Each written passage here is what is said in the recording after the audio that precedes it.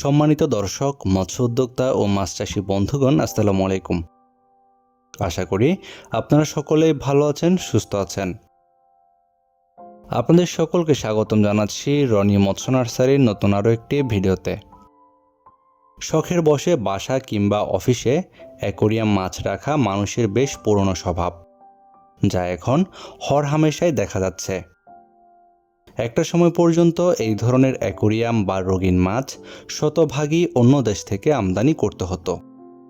কিন্তু খুশির বিষয় এই যে বেশ কয়েক বছর থেকেই আমাদের বাংলাদেশে শৌখিন মাছ চাষিরা উৎপাদন করছেন এই সকল রঙিন মাছ, যা বর্তমানে খুবই জনপ্রিয় ব্যবসাতে পরিণত হয়েছে। শখের বশে শুরু করে বর্তমান সময়ে অনেকেই রঙিন মাছের চাষ করে বেশ স্বাবলম্বী হয়েছেন। এছাড়া অনেক তরুণ উদ্যোক্তা এখন এই ধরনের রঙিন মাছ বা অ্যাকোরিয়াম মাছ চাষ করতে আগ্রহী হচ্ছেন।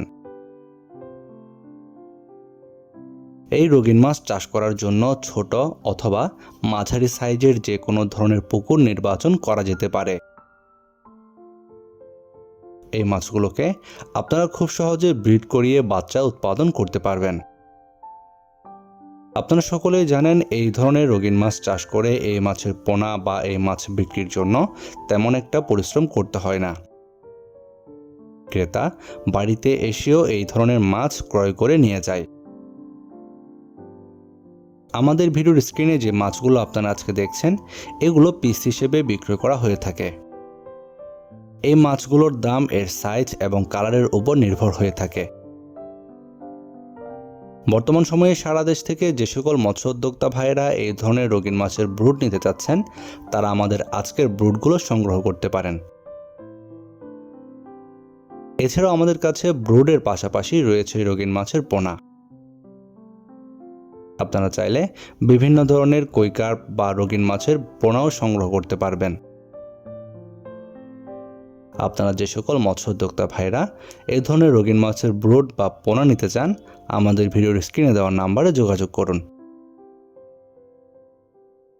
আমরা সারা দেশের যে কোনো প্রান্তে অক্সিজেন দিয়ে এই ধরনের মাছ বা পোনাগুলো হোম ডেলিভারি দিয়ে থাকি। এছাড়াও যদি চান আমাদের হ্যাচারি থেকে এসে এই মাছের ব্রুড বা পোনা সংগ্রহ করবেন, আমাদের ভিডিও ডেসক্রিপশন বক্সে হ্যাচারির ঠিকানা দেওয়া রয়েছে। চাইলে সরাসরি হ্যাচারিতে এসেও এই ধরনের ব্রুড বা পোনা সংগ্রহ করতে পারবেন। আপনার মাছ চাষে নিয়মিত বিভিন্ন পরামর্শমূলক ভিডিও পেতে আমাদের চ্যানেলটি সাবস্ক্রাইব করে বেল বাটনে চেপে রাখুন। আজকের মতো এ পর্যন্তই। আল্লাহ হাফেজ।